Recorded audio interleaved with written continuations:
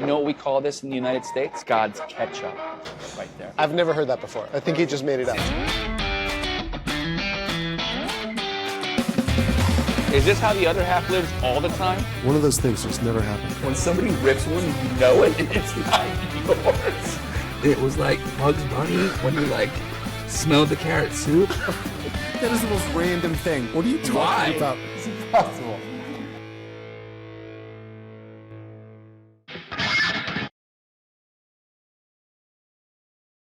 Hello, hello. Are we live? It's OverSeasoned. Xavier and Tony coming to you from, where are you now? X, you're in Colombia right now, right? It's Saturday, March 7th.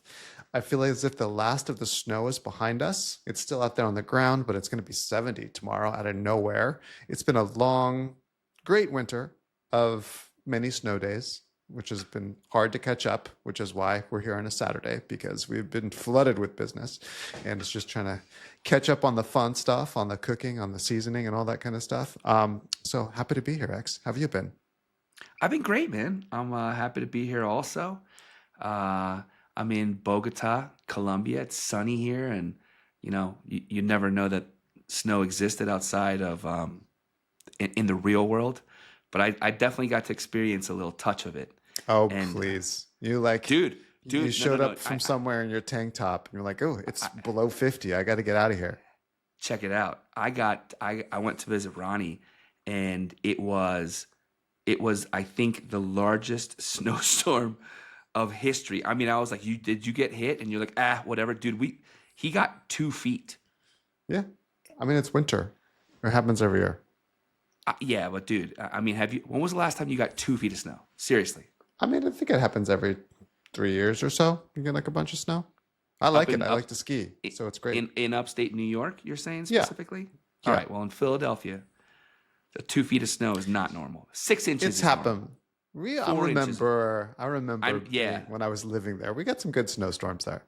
Yeah, dude, that snowstorm that you survived with me when it snowed so hard that they closed the Ben Franklin Bridge, and I had to stay at the Omni Hotel because I was working at Union Trust that night. Right. And I remember watching you go home after we had quite an evening of some sort of whiskey or Negronis or whatever. Ooh, I remember that. It was deep. Yeah, it was deep. And I saw you were battling the snow, like knee deep. And when you hit the corner of 4th and Chestnut or 3rd and Chestnut to go home, I just remember thinking that you looked a lot like Han Solo when he was trying to find Luke Skywalker out in the middle of the Empire Strikes Back. So anyway, I mean, it's not normal. At least I kept warm. I was well lubricated, so it stayed nice and toasty. Yeah. I think back in those days, it was Bullet. Was Bullet your whiskey of choice back in those days? Sounds right. Yeah, I feel like. Anyway, I'm sure Marcus Versace would have gotten us nice and warm for that evening's sleep. Although the more I drink alcohol, the more I realize I can't sleep as a result of it. So I don't know what happened. Getting old. Age. And working outside of restaurants too. It's like, it's one thing to come like a little hungover to sit at a desk versus sweating it out behind the line. You know what I mean? It's a little bit more difficult to like manage a hangover when you just have to look at a bunch of spreadsheets versus like, deliver sheet pans full of stuff. No. Listen, I would much rather do manual physical work on a hangover than I would try to have some semblance of like have an appearance, have my tie together. I don't know how I did it. I don't know dude, like when you're hungover and you're trying to do restaurant service and you're trying to like make eye contact and people are just people, you know what I mean? So they're annoying. It's just, it's your patience is that much thinner. I don't know how much, what yours would have been like as a chef and everybody's fucking up around you. I don't know. But hungover service is not cool. And it's not until the end of service that somehow miraculously your body, you feel better. You feel better just it's enough. So terrible You can go out and do it all over again. Yeah. Exactly. But I was thinking about this also too, Tone. I used to down quarts of ice cold Coca-Cola. I was thinking about this the other day in the elevator because one, I don't think I have any sugar now. You know what I mean? Like, there's moments in time where I'll want to, for example, like, just eat some fruit, and I'll think twice. I'm like, oh, dried mango. Like, when we're in the Manila office, I'm like, dried mango. It's a lot of sugar. But I used to down quarts of Coca-Cola. I was also the guy that would just like fill one, drink half, and then just throw the rest out. Because, Coca-Cola is free. Yeah. You know what I mean? When you have it on the gun. And I've been thinking quite a bit about my Coca-Cola habit in my 20s in restaurants, or how that was just like the way to win your friends on the line back over. They're hungover too. And nothing makes a line cook smile like a quart container packed full of ice and fucking Coca-Cola. And you know what I mean? So I was just thinking about that. It's I reminisce on our restaurant days. And I think when you're working so hard, it just kind of like all runs through you. You know what I mean? It's just, you just burn it up so quickly running around for 10 hours a day that it doesn't have the same impact as when you like go sit at a desk and talk about spreadsheets and so forth, So our life has dramatically changed, but age does catch up with you as well. So it's not as if you could keep doing that forever, Well, I think we touched on this before. What I have noticed also is when you do drink, there's a curve, right? Day one, it hurts the next day. Day two, it still hurts the next day. But by day three of drinking consecutively, then your body starts telling you you're better after having that drink. I've noticed this in Europe. When I'm in Europe and I'm like, glass of wine for lunch, glass of wine for dinner, glass of wine for snack, glass of wine for looking at the church, glass of wine for leaving the church. You know what I mean? Like, I noticed after like 2-3 days, I'm like, whoa, I feel like shit unless I have a glass of wine. Right.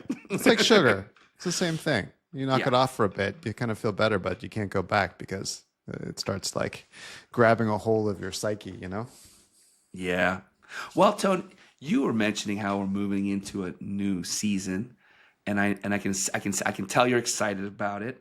And it was a great winter. It was really snowy the whole way through. I love that. It's like was real winter. It wasn't just like snow then melt then snow then melt. It stayed winter. But now I'm ready for a change.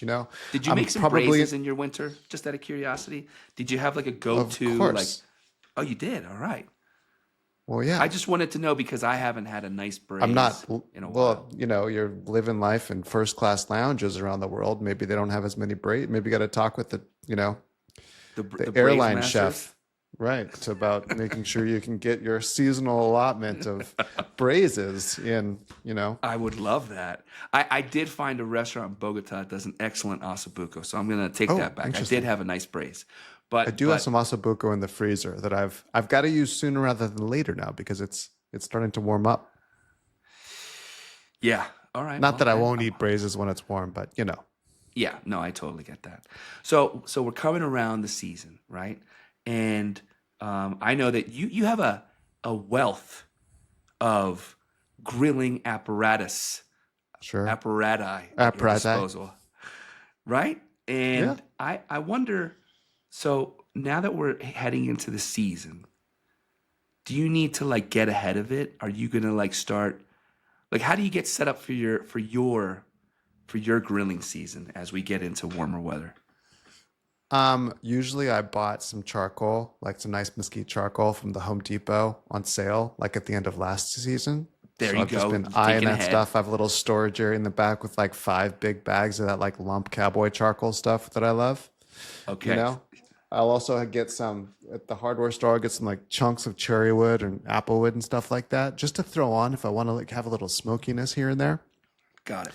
Also, that's what I'll use in my uni pizza grill if I'm gonna do that kind of thing. The cherry wood or both of those? Whatever. I'll use charcoal to get it hot. And then once you throw a pizza in or whatever, you want to get a little flame over the top. It could just be any kind of wood chip. Just give it a little bit of actual flame besides just heat. I'll have some of that on hand. What do you start your coal with? How do you get it going? Are you anti fluid? Well, so when I do have an opportunity to start a fire, I do try to go anti-fluid, and it's only because I've had. So you remember I told you I found this amazing barbecue spot Yep. in Florida? It was at the farmer's market, right? That's right. Yes, I've had a lot of bad experiences with Right. farmers market gassy food, and I never experienced that before. And my mom was kind enough to pick up some barbecue, not from my favorite one, but just, and then the same thing happened. And it's just a reminder, like, you really got, that's because they're not burning it off, right? They're not burning the coals off once they light Who them. knows? They could have gotten in the shit. They got to throw a bunch of fresh coals on. They're not catching, and they freak out. And because look, if you put some lighter fluid on it, and 30 minutes later, that's completely gone. That's what by I the would time you think actually too, start right? grilling the food, right? You have to be spraying it on the coals while the food is on the grill, to get that like sooty, like Yeah.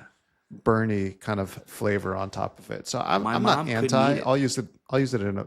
It sounds like it was terrible, but I don't think it was the fluid. I think it was the technique. I'll use fluid. I'll use those little like,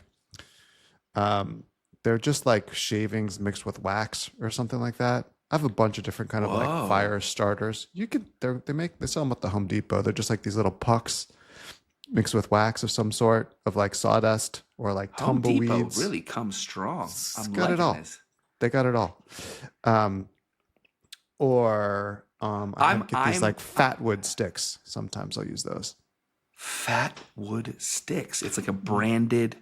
Well, usually you use them to light like fires in your house, like fires. And they're just sticks that are kind of impregnated with some kind of like cedar oil, something that smells nice. Have but you ever those just seen go. those like incredible torches that some of those barbecue guys use? Sure. Like they look like if you're gonna make a creme brulee, but like for fucking Andre the Giant, like Yeah. those big ass. Have you ever used one of those? Not at home. I remember vaguely using one at some catering. Like when you want to get a fire coals going, you don't have an hour to like set them up and get them going, but you're cooking for a wedding or something. You need that stuff going fast. So you use one of those just to like get a I like those. get a jump on it. Yeah, they're great. Just great. from what I've seen them, when I've seen them get used, they look so efficient. And they look like also like if something goes wrong, it could go really wrong because the ones I've seen can be as big as like It's like a mailbox. It's like a flamethrower, right?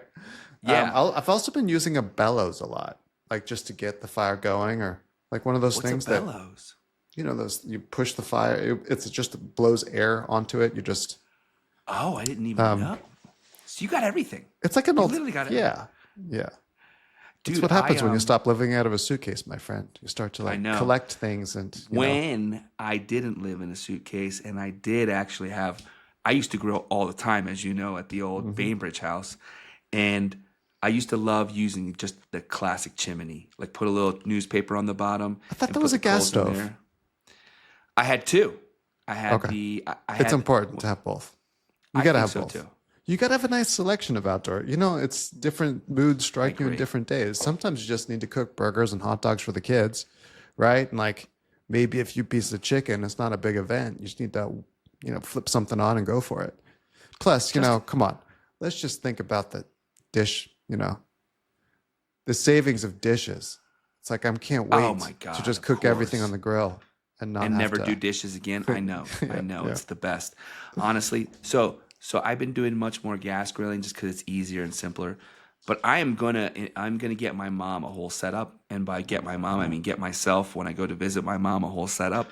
And I think I'll get a chimney, and I think I'll probably get something like a Weber. I've always wanted to get a green egg. Maybe now's the time. I mean, it's not a Look, a Weber is your go-to grill. A Weber does everything you need it to do. And it's so Yeah. inexpensive, right? Just to get going. Otherwise, I know you. You're going to hem and haw and look for the deal. And by the time you end up pulling the trigger on something, it's going to be It's like winter again. Storm clouds are on their way.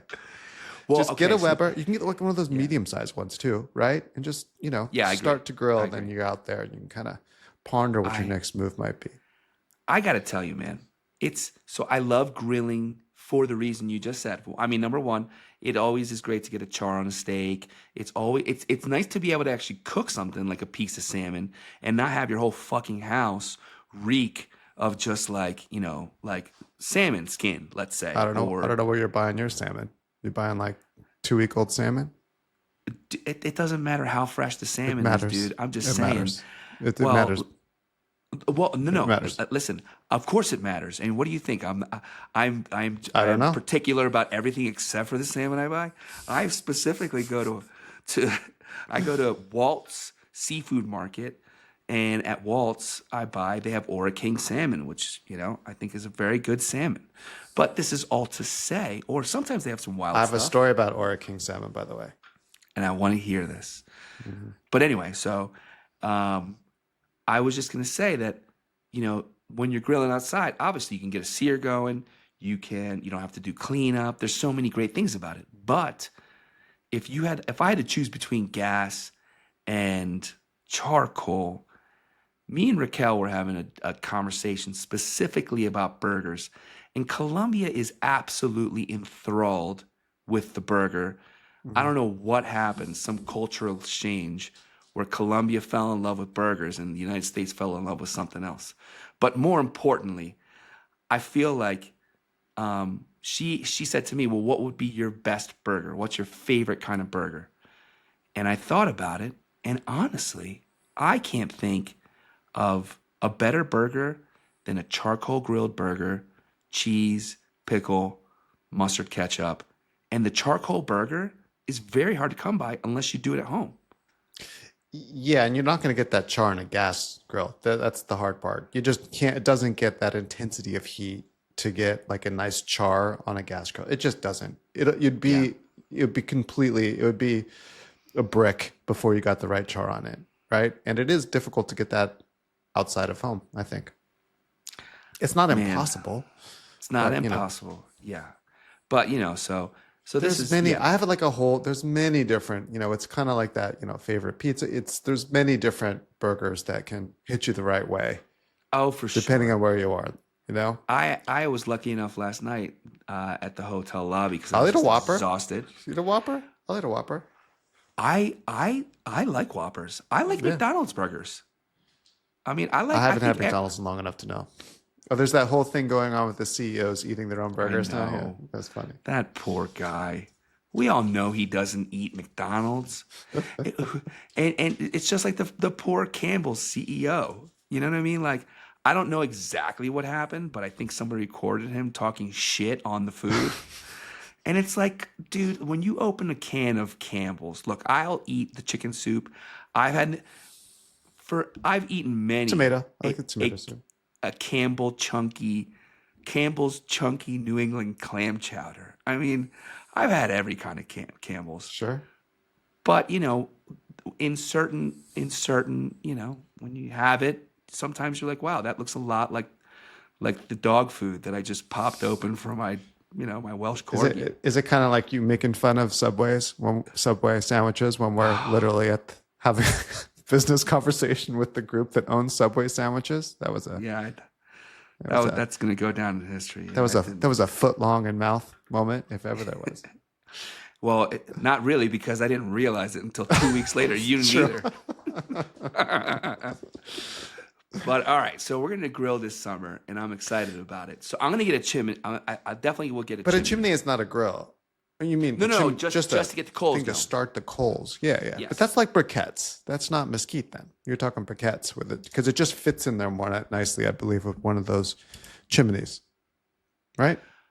All right, so here's what I usually do. Tell me if I'm doing something wrong. It sounds like I may be. So usually what I'll do is I'll get. Do you get heat? Do you end up cooking? Do I? Yeah, of course. No, well, then you're doing something right. I'll get a chimney, right? Yeah. They're usually about 18 to 24 inches tall. Yeah. I'll fill it up. I'll put some newspaper on the bottom of it. I'll fill it up with coals, briquettes, or with charcoal. I just think briquettes fit in there more nicely. Sometimes it makes you as big chunks, and you might have to break it down a little bit first to fit it in that. You know what I mean? But if it works, it works. Yeah, I'll just get that. Honestly, I've gotten many times. I've seen the chimenea becomes so hot that it just all goes ablaze. And as soon as it starts to go, the blaze starts to go away. It's not like blue flame. It's starting to turn orange. Then I'll pour it out onto the grill. And I'll try to make like a section of grill. And then at that point, it's hard to like add. That's the one thing about the Weber is it's hard to like add chips and stuff ad hoc because now the grill needs to go down, you know? Do you have any tricks for that? The grill needs to go down. So there's the you have to put the layer. grill. You have to put the grill on the thing. Well, they make them now with a little flap. You can pick up the flap. That's the shit. All right, I need to get that. Okay. Yeah. Okay. Yeah, and they sell it separately sometimes too. If you need to get another one, a retrofit your Weber, so to speak, you can get one that has a little hinged section where you can add more coals or add more chips or something like that. Dude, just if you want a little smokiness on there, I like the just smokiness. depends. Yeah, but I just use chips so it doesn't get like big flames, right? You just want a little fast flame, a little smokiness, cover it, and get that kind of thing going. And when would you soak chips? When you wanted to? I don't really do that anymore. I used to. But what do they I'm say not like is doing the point of that? Well, just so that they smolder for longer, I guess. Makes sense. Okay. But I'll just throw a few more on there. Doesn't really. I'm not looking for steam either. Yeah. Okay. Interesting. So I haven't done that in a real long time. But I'm not like, I don't have a smoker. I'm not smoking things. I don't know if that's a thing with smoke. I don't think so. Plus it'll put the coals out if it's too wet, you know? Yes. Okay. So anything that requires that much advance, like soak your chips a day in advance, probably not going to do that. I'm just going to throw them right on, you know? Yeah, I agree with you. Let's not make this so complicated. I mean, look, man, it's why the metal kebab stick is the way to go. Because who's got time to plan out what they're grilling the day before? They're gonna soak their wooden kebab sticks. They're gonna burn up anyway. Those things, Yeah, those little bamboo things, they All always right. burn up. Yeah. So that reminds me, I do have a little Japanese grill that I've been meaning to get a bigger version of. The name escapes me right now, but they're rectangular, and they come with these like for teppanyakis, right? Yeah, perfect. And then they have even the charcoals, like these perfectly square, rectangular charcoals that you can actually, like, when you're finished with them, you throw them in a bowl of water to save the charcoal for the next time. Are you kidding me? No, I haven't used it in years, but I'm going to pull it out because I'm rarely cook. I got a very small one just to try it out, but I'm rarely cooking for just two people when I'm doing that kind of thing. So I'm been needing to get a larger one because I think it's a cool table. You can put it right on the table. You can like have the little skewers or whatever going right there, and it can kind of be a cool outside table type of preparation also. And they sell them at Corinne in New York. Let me make a note. I want to get one too. Of those. Tony, that's a great point because unless I'm making a big steak, I'm also just like, that's another thing. The reason the gas grill to me is just so easy. And, you know, if I'm cooking for me and my mom or whatever, it's like to go through the chimney and stuff. It's not the end of the world, of course. You just got to have time, right? Yeah. But it's just so much easier to light the grill. But if I had a setup that was little and it wasn't this big commitment in order, you know, because that's another thing about the grill. You get like a gas grill going. It's sometimes not like it's the end of the world, but it can feel wasteful to not like, you know, you get this beautiful fire going and you just cook 3 burgers for you and your mom or, you know, just a That's steak. what I'm saying. You need to have a little few options when you're cooking outside. It can't always be it's occasion, you know, food has to be like kind of occasion specific, and so do the means by which you cook the food, you know? Just preaching to the choir. I like that. So I like to have a lot of outdoor cooking equipment. So I have a Kalamazoo grill, as I've spoken about many times, which has nice thick plates. How often have you had a chance to use that? Because that's more of a commitment grill, is it not? Expense-wise, yes. Yes, but I cook on it every day when I'm able to, as long as it's not raining. I wish I had a covered space outdoors because then I do it all the time. But if it's not raining, I'll use it. Okay.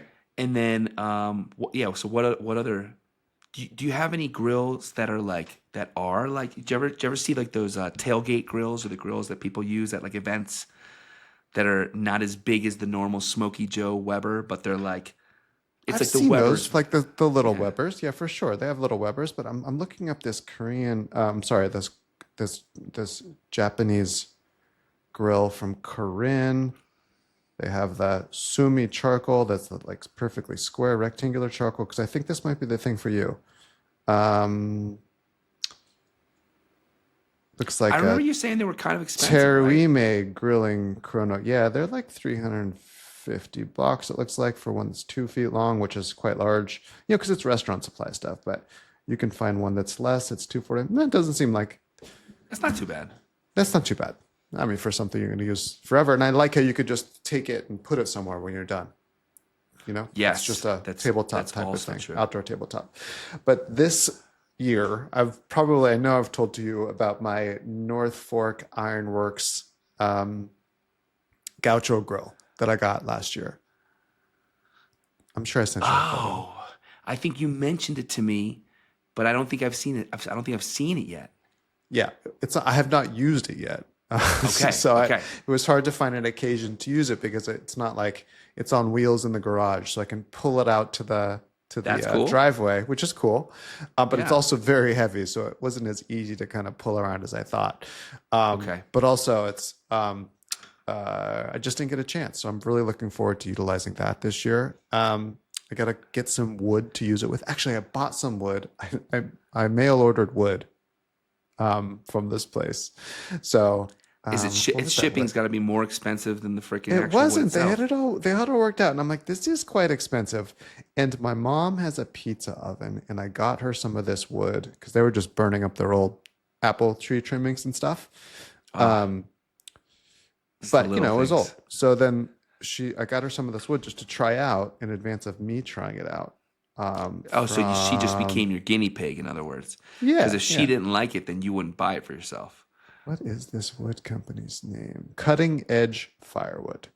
And you can buy all different kinds and all different sizes. It's supposed to be like perfect for burning because it's been treated properly, dried out to specific weight and all that kind of stuff. So I'm looking forward to trying that. I bought a box of it last year. Supposedly you can use a lot less when you're cooking, so you're not going through like pallets of the stuff to cook dinner. Where are they sending it from? Is it like from a specific forest or something, or are they treating it? Do you know if there's anything special? South, it's just kiln dried, I believe. Kiln dried, okay. So that it doesn't have any bugs. It's not sappy. It's not poppy. They have stuff for fireplaces. They have hickory chunks. They have all kinds of different stuff. It's an odd concept. Ordering wood through the mail. It's wood, it really but you can get bulk, pretty big deliveries, and it's not cheap as far as I remember. I don't see the prices here right now, but if a little goes a long way, then it's totally worth it. This time I had a gaucho before, as we've spoken about in details. We've cooked on it before. That gaucho is gone. It was a long time right? ago. It's gone, but this one has the brasero on the side, which I was really missing. It's what basically is the brasero? It's basically like the chimney you're using to start the coals.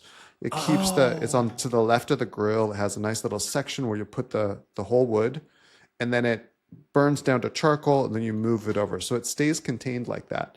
Before I didn't have that, so I was trying to make the coals just on the platform. On a separate part of the grill, right? Of the gaucho. And then it was hard to get enough the right airflow to cook it down enough. I had to start it way in advance.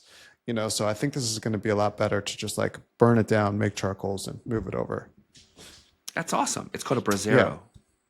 That's the part on the left, I think, that where you just contain the coal so that you put the wood in there. That's where you start the fire.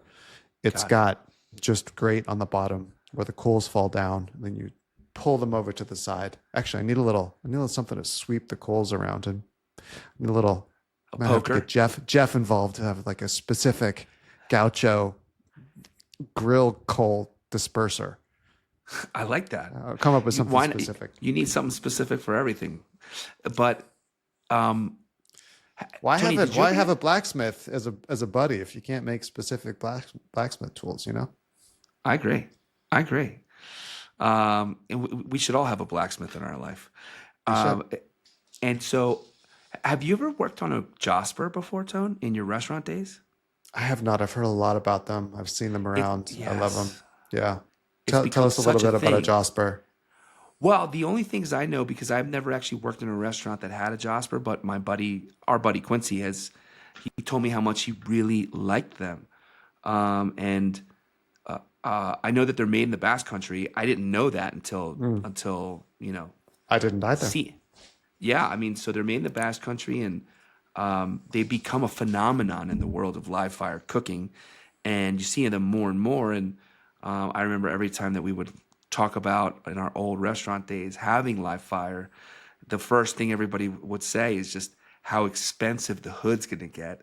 So it always just became, just like this imaginative idea, this like utopian hope of one day cooking on live fire. But I feel like a lot of people get it now and have the ability to cook on these things. I'm dying to see what it's like, because it's supposedly like a broiler meets a grill meets, you know what I mean? Like a more heat-contained live fire cooking grill, Sure. But it's supposed to have an oven on it too. Yeah. It's just, maintaining a fire, as evidenced by one of our Argentinian episodes when we talked. It's a whole different beast. You know what I mean? Like it feels like almost cooking. It's great. It's I love you're it. working the fire, you're doing the thing, Totally. you're timing it right. It's also an investment in time, and it's an experience. And I really like live fire cooking, but it's one of those things where it's almost like you have to be a chef of the coals. You know what I mean? You have to know how to move the coals around the grill. You have to know when they're ripping the right way. You have to know when to add more, just in case you're going to be grilling asparagus or whatever else is coming behind it. I mean, you mentioned a lot about. I remember I notice very much when the difference in cooking when the coals are actually hot and starting to gray on the outside, as opposed when they're just lit. It's just there's a lot going on with the coals in the fire, and I think it's pretty cool. But you cook different things at different times, like this pizza oven. Gosh, I can't remember the name of it right now.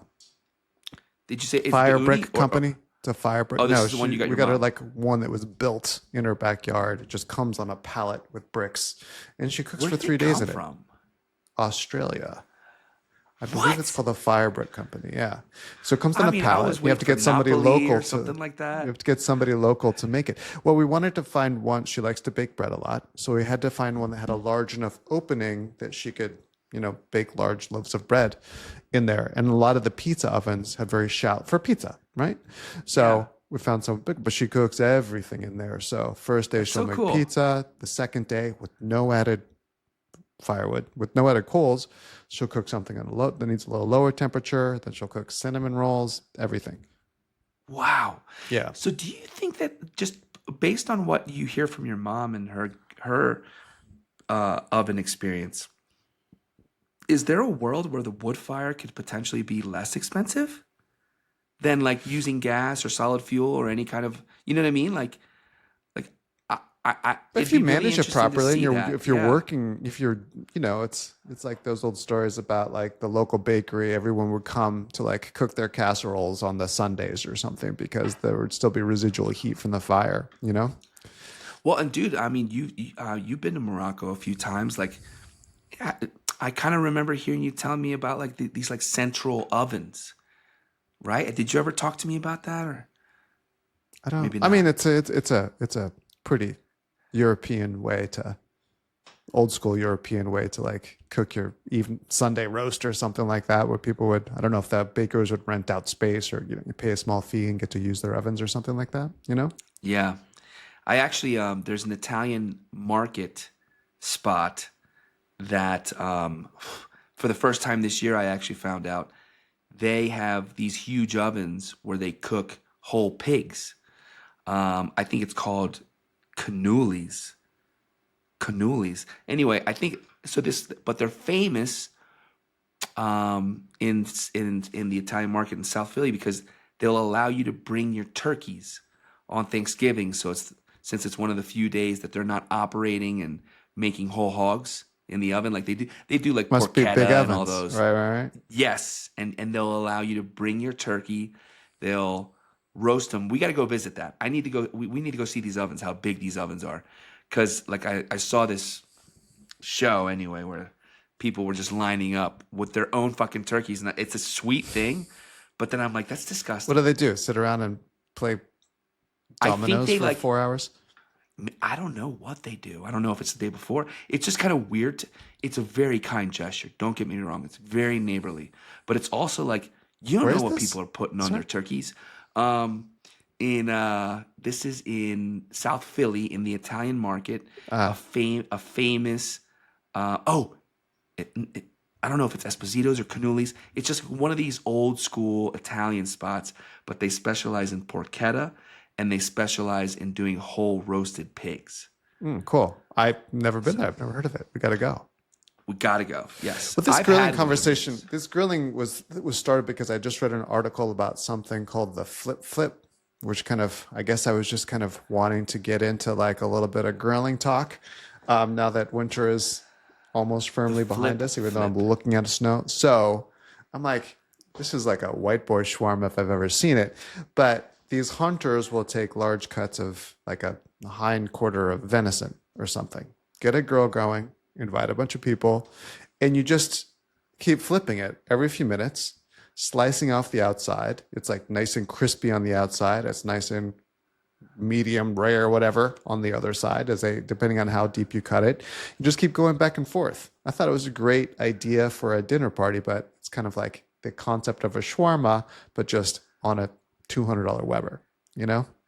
I like the idea of it, but isn't there a moment where, as the chef who inevitably is going to make that food, that you want to actually get to sit down? Or is this a reason for you not have to interact with humanity because you have to constantly char and slice? You know what I mean? Like, oh, no, you guys go ahead and eat. I'll just char and slice here. I'll just, you know what I mean? Like, it also feels... I know, but like, let's say you're searing off 10 steaks and 10 burgers. Once that's done, that all hits the table and you're like, all right, let's fucking eat, right? It's for people who enjoy the cooking portion of it more than they enjoy the eating portion of it, potentially. I've come to understand this about myself. I'd rather cook a 5-course dinner and then shovel something in my mouth from a quart container in the alley. You know what I mean? Yeah, a little. It's like the cooking is more enjoyment for me than the actual eating of it many times. I'm happier to like sit out the whole dinner. The human interaction. Yes. So this sounds perfect to me. I thought it sounded like a cool idea to cook a big. Well, people it's an event, right? So it's not like something you just do for selling tickets for people coming off the street. It's like you're talking with your friends, and you have to have a big enough piece of meat. I was thinking I could do it with a leg of lamb. Might be a good thing to attempt, right? Yes. Because everyone's kind of, up in your grill, so to speak, anyway, right? When you're doing that kind of thing. So you might as well make it interactive. So they grill it, take slices off, put it on a piece of bread as the plate. This would be perfect for my mom, right? Because so my mom will see me in the middle of cooking this huge dinner and get all excited, like big porterhouse and grilled mushrooms or whatever, grilled zucchini, and she'll get so excited that she'll literally go into the fridge and start snacking because she's like salivating to eat the food. And I'm like, Mom, what are you doing? She's like, I'm so hungry. I'm so excited. I needed to get a snack. And I'm like, but if I was grilling, like, don't touch those. They're counted. Yeah. Yeah, exactly. If I was grilling and slicing, then I can hand her pieces and make a little. Dude, I think that would be a really cool thing for like making your own sandwiches, the pitas. You can have tzatziki ready to go. Come and go as you want. I'd never really thought of this, and it's from. I've been reading Substack a lot. I've subscribed to a lot of people on Substack, and there's somebody who has a channel, I believe it's called General Sports Club by Mike Idell. And the article is called "All Hail the Flip Flop." So I'm going to try this year at some point. I think I'm going to try it with a leg of lamb, and I like your idea of doing like the pita, make it tzatziki, have some stuff on the side, just like keep on shaving off slices, all that stuff, right? Yeah, that sounds great. So I'm interested in this. I'm going to give it a shot. I'll report back how it goes. It's going to be a few weeks before I can kind of get to that. I'm sure my anticipation of summer is one thing, but the weather is another. So we'll see how it goes. And then this way we know when you pull this trick out, we'll just be sure not to share with the guests that you did this for, that you were hoping for the least amount of interaction with them specifically. So everybody knows. All the guys come and crowd up around the grill because that's, they just want to like poke around at it and drink their brewskis and stuff. Right. There's like and a fuck around with your sauce, shit when you're not looking. Sauce, or you got to talk about the grill, how it does, and how it works. What kind of the same conversation we're having now? What's the difference? I know. What the difference is that I often feel like when I'm grilling with people, they want to just fuck with shit, and I'm like, just leave it alone. Leave it alone. They touch your grill. There's a lot of people that like to not touch a friend. shit. That's not a friend. See. They got their march for. So getting into a question that kind of started some of this was like, we've been having a lot of, get to know you dinner parties with other families of kids that go to our school. Like, it's not like intimate, but you're trying to get to know people. And the dishes that you think to cook when you don't know, let me take a step back. Trying to come up with something for, say, a dinner party of 6 or 8, and you don't know what people like or don't like. You don't know if there's any dietary restrictions per se. Okay. I feel like people should say, of course, if they, and people have weird stuff. People have weird stuff these days, and it's not, I'm not gonna ask, but what should they volunteer? What should they not volunteer? I actually had this conversation with my girlfriend the other day. I have zero patience for people that just don't eat. You know what I mean? I really have What do you mean by don't eat? Like, there's chicken tender people. Chicken tender people? Yeah. There's like chicken tender Can I people. tell you, my wife buys like chicken tenders for my kid, and we cook them in the air fryer. He barely likes them, so I get to eat all of them. She accidentally bought some spicy chicken tenders. Oh, yeah, and you're like, yes. I'm like, oh, that's too bad. He won't eat these. Well, and listen. By the way, air fryer, those things are amazing. Amazing. I've never used one. Do you have to put oil doesn't fit in your them? suitcase, my friend. There's like 10 signs on the thing that say like, do not put oil in this. It is not a fry. What is it? Just a convection toaster? Basically. Okay. But it gets things really crispy. It's nice. From frozen to crispy in like 12 minutes. Well, listen, from the old chef that I know, Tony Ayazi, I know that life is changing when you're now trying to figure, and you've always been a hospitable guy, so it's not like you wouldn't want someone to come over and enjoy your food, but like, how much do you want to know? Like, I feel like there's got to be a certain level of sharing. Here's where the thing. For me, right. it's like, don't fucking leave your house. You can't eat this. You can't eat that. Like, when I invite you over for dinner, like, it's unless you're a great friend, but like, come on, like, just eat what there is, and if you're picky, just don't accept going to dinner. That's how I feel. I agree. I'm just, no one said anything. But I'm still like, in this day and age, are you supposed to What's safe? What's safe? What's safe? I think make your own salad is real nice and safe. You know what I mean? Grill off a bunch of proteins, do some quinoa, roast off some veggies, and make your own bowl. You know what I mean? We can slop bowl together, that kind of thing. Make your own bowl, huh? Yeah. So you can choose. Okay, so you're creating your dish in a way. Yeah, a little blue cheese things, some chopped bacon, maybe a little, you know what I mean? Like, you just do the chopped salad, but go ahead and make your own. You like radish? Cool. And just depending on the garnishes you put on your thing, I'll know whether I want to continue the friendship or not. If I just see that there's just lettuce and ranch dressing on your plate. So it's really like a mean? multiple choice test for like, are we going to continue this relationship or not? Yeah. Yeah, exactly. And then that way you don't have to worry about they're it. going for the edamame. Mark them off the list.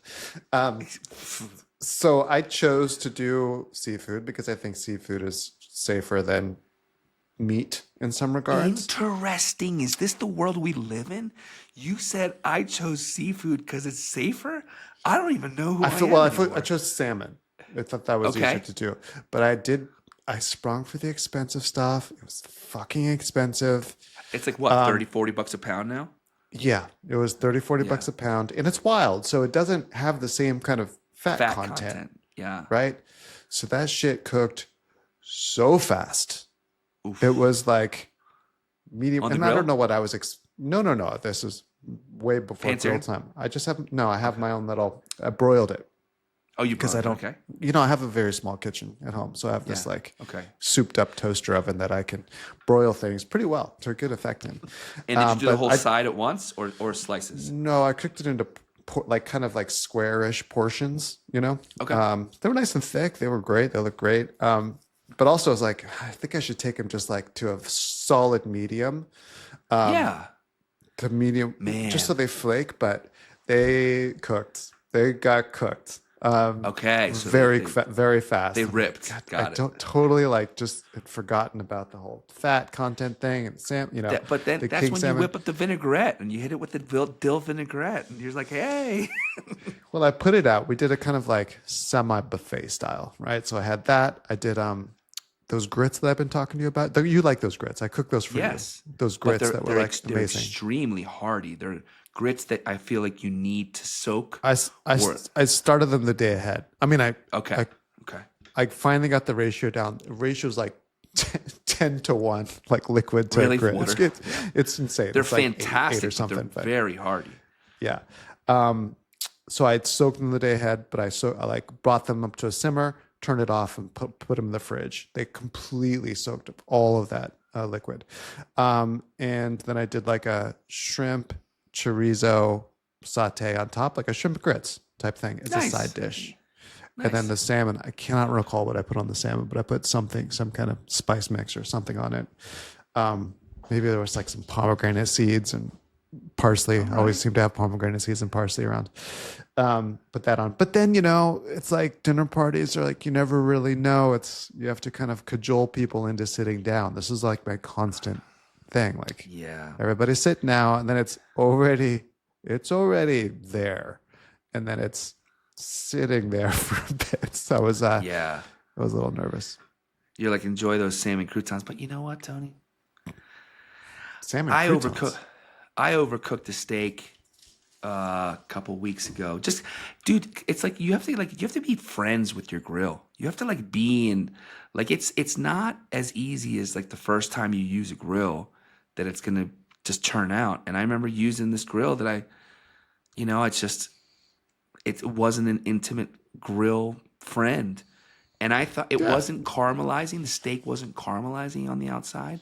And I was getting nervous that it was getting overcooked, but I didn't get enough color on it. I hate a light gray steak. I love a brown. Yes. Right? And I'm like, you know what? And I noticed that it just, depending on what part of the grill as I was on, it wasn't getting a char. And it was a gas grill. And then I started moving it along the grates. Have you ever done that? Take the steak and try to move it. I always end up overcooking that stuff to get a better char. I make the same mistake every time. I end up overcooking it to get the nice grill on the outside. I'm not sure which is better.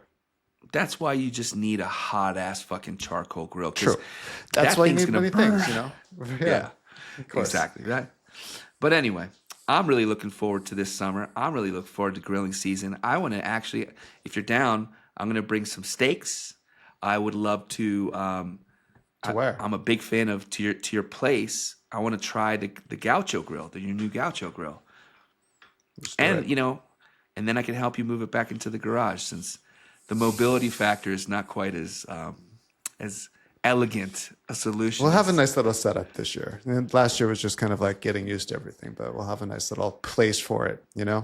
I just wanted to be able to move it. Because inevitably, I should say, it rains the next day that I have it. I don't have it under a covered spot. So I need to be able to, and it's too hot to cover right after you use it.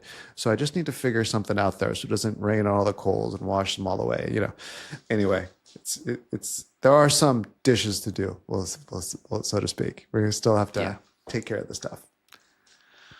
I'm looking forward to it. We're also going to bring some steaks to Spain when we go later this year, right? So we're going to do a little Spain-American cook-off.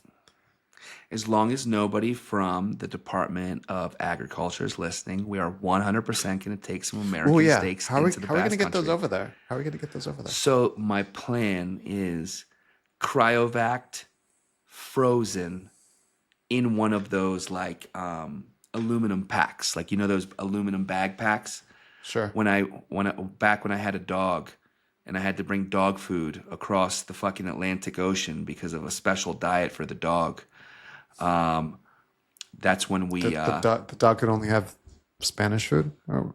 No. The dog could only have like this formulated farmer's dog, like this specialty organic food, because there was allergies and stuff. So anyway, if they didn't stop me landing in Spain with those packs of dude, it was like bulgur wheat and sweet potato and ground raw turkey. It was like these. So anyway, I cryovac those. They come cryovac, and I put them in. They were solid blocks, and I put them in like one of those foil butcher bags, and put it in my checked bag. When I landed in Spain, they were solid as a fucking rock, super frozen. Frozen. Okay. Yes. So that's, I think, the plan. A few different dry-aged American cuts of beef, cryovac, frozen. Put them in that aluminum, and then I'll put them in my suitcase, and hopefully nobody stops me. Sweet. They should have a specific Rimowa for that. Rimowa. Rimowa. That'd be pretty cool. Cool, man. Looking forward to that. Looking forward to doing some grilling this summer. Just slog through this spring, hopefully, and we'll get there. And tonight we're having dinner with a chicken tender friend. So we'll see if we can convince her to eat something aside from chicken. We'll see. Sweet. At least I'll have ribs. Exactly. All right, man. All right, dude. Have a great weekend, and thanks for listening to OverSeasoned. Thank you, guys. Talk to you soon. OverSeasoned Podcast was brought to you by Over Easy Office, outsourced bookkeeping solution.